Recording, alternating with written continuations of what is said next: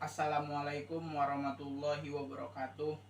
Shalom, Om Swastiastu, Namo Buddhaya, salam kebajikan untuk kita semua. Perkenalkan, nama saya Muhammad Ari Irawan. Saya mahasiswa pendidikan IPS UIN Syarif Hidayatullah Jakarta.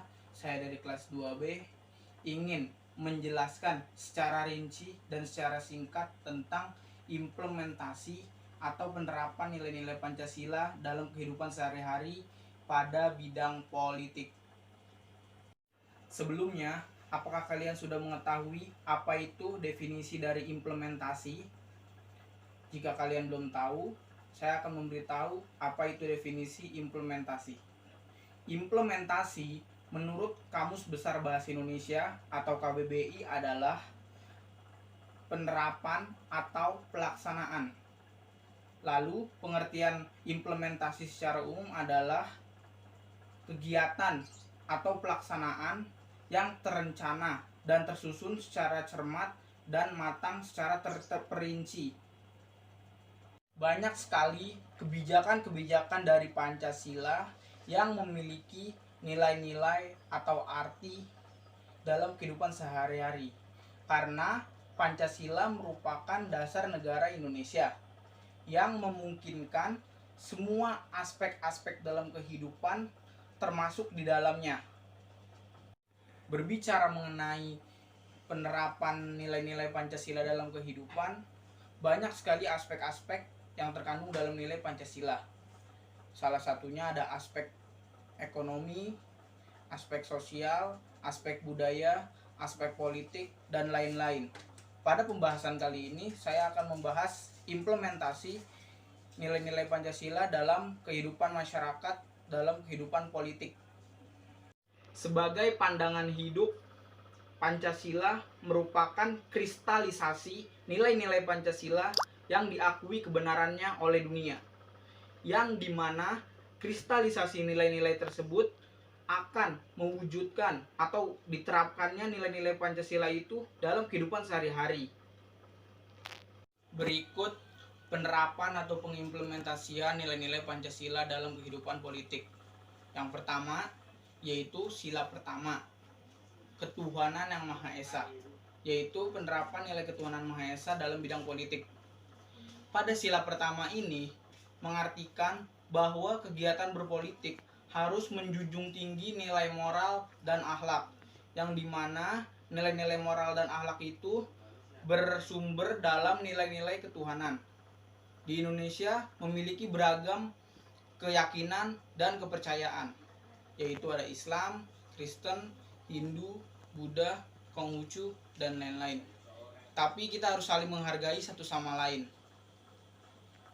Adapun contoh-contoh secara rinci pengimplementasian dalam nilai-nilai Pancasila bidang politik, yaitu yang pertama, para anggota dewan atau calon anggota dewan harus bersifat secara adil atau tidak curang. Yang kedua, para anggota dewan atau calon dewan maupun calon presiden dan wakil presiden diharapkan untuk tidak membeli suara. Yang ketiga, para pejabat di seluruh lapisan, baik provinsi, daerah, ataupun di bawahnya, itu tidak boleh melakukan tindak pidana korupsi, karena itu sangat merugikan rakyat. Yang keempat, tidak menghalalkan semua cara untuk menjatuhkan lawan politik. Yang kelima, para anggota dewan tidak memihak kepada satu agama ataupun satu organisasi agama yang lainnya. Selanjutnya ada sila kedua, yaitu kemanusiaan yang adil dan beradab. Berdasarkan sila kedua ini, yaitu sila kemanusiaan adil dan beradab, para politik atau politik di Indonesia harus berdasarkan nilai-nilai kemanusiaan, yang dimana para anggota dewan ataupun calon anggota dewan harus menjunjung tinggi nilai-nilai kemanusiaan, yaitu mengangkat atau jangan pernah merendah-rendahkan manusia, karena manusia di mata Tuhan itu sama semua. Contoh pengimplementasian atau penerapan nilai sila kedua pada bidang politik, yaitu yang pertama, calon pemimpin atau calon anggota dewan harus memperhatikan rakyatnya. Yang kedua, negara harus bersifat monodualis, yaitu yang dimana negara harus memfasilitasi peran warga negara baik sebagai makhluk individu ataupun makhluk sosial. Yang ketiga, para anggota dewan harus menjunjung tinggi hak, kewajiban, dan peran warga negara dalam bidang politik. Yang kelima, para pemerintah atau anggota dewan harus menegakkan kasus HAM di Indonesia, karena hingga saat ini kasus HAM di Indonesia masih belum diselesaikan dengan baik. Contohnya matinya Marsina, Munir, diculiknya para mahasiswa tahun 97 sampai 98 dan lain-lain. Selanjutnya yaitu sila ketiga, Persatuan Indonesia. Pada sila ketiga ini, para anggota politik atau politik di Indonesia harus menjunjung tinggi nilai-nilai persatuan di Indonesia. Di Indonesia mempunyai banyak suku, agama, ras, budaya, dan lain-lain. Namun, di balik perbedaan tersebut, kita harus bersatu. Kita harus saling menghargai satu sama lain, jangan menjelekkan satu sama lain, dan kita harus saling gotong royong satu sama lain untuk mewujudkan integrasi nasional atau persatuan nasional. Adapun contoh-contoh penerapan nilai-nilai Pancasila atau implementasi nilai-nilai Pancasila pada sila ketiga, yaitu sila Persatuan Indonesia dalam bidang politik.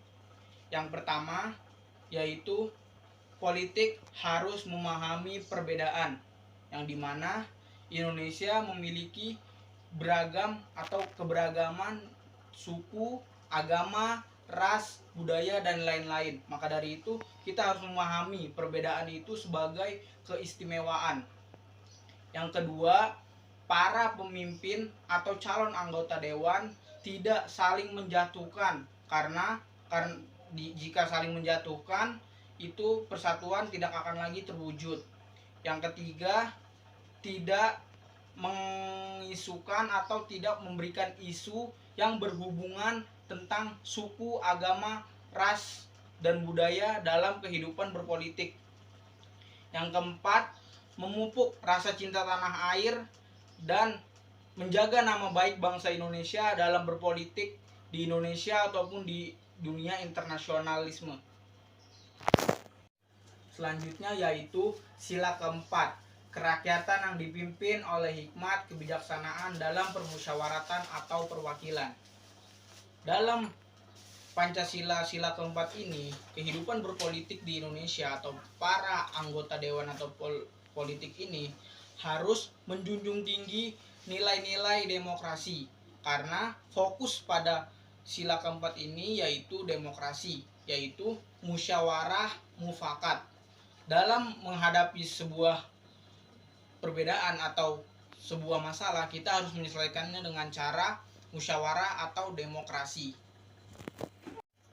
Berikut contoh-contoh penerapan atau pengimplementasian nilai-nilai Pancasila sila keempat pada bidang politik.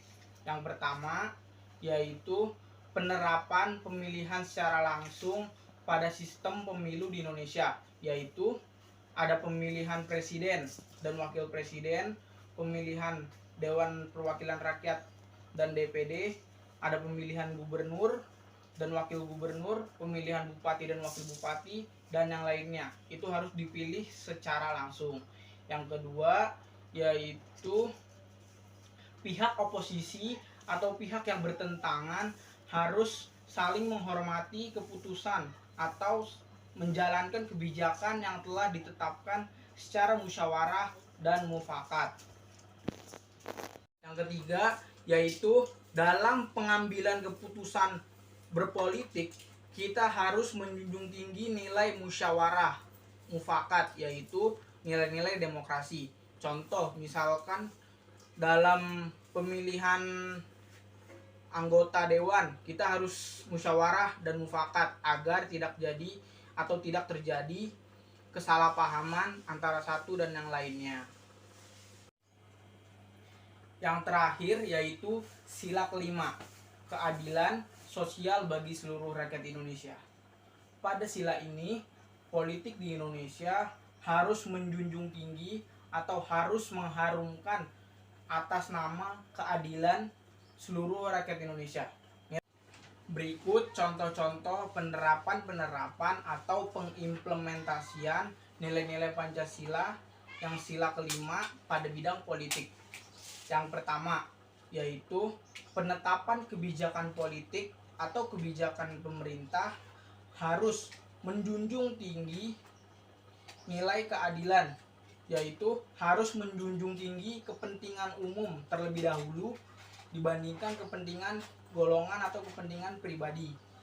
Yang kedua yaitu harus selalu mensejahterakan kehidupan rakyatnya, baik dalam segi bidang ekonomi, sosial, budaya, dan lain-lain. Yang keempat yaitu para pejabat atau pemimpin tidak boleh menggunakan fasilitas pemerintah atau fasilitas negara untuk kepentingan pribadinya. Contoh, misalkan mobil dinas dipakai untuk kepentingan pribadinya, yaitu untuk kakaknya atau adiknya, itu tidak boleh. Mungkin itu saja yang dapat saya sampaikan, walaupun sedikit tapi insya Allah bermanfaat. Kurang lebihnya saya mohon maaf bila ada kesalahan kata ataupun yang lainnya. Wabillahi taufiq wal hidayah. Wassalamualaikum warahmatullahi taala wabarakatuh.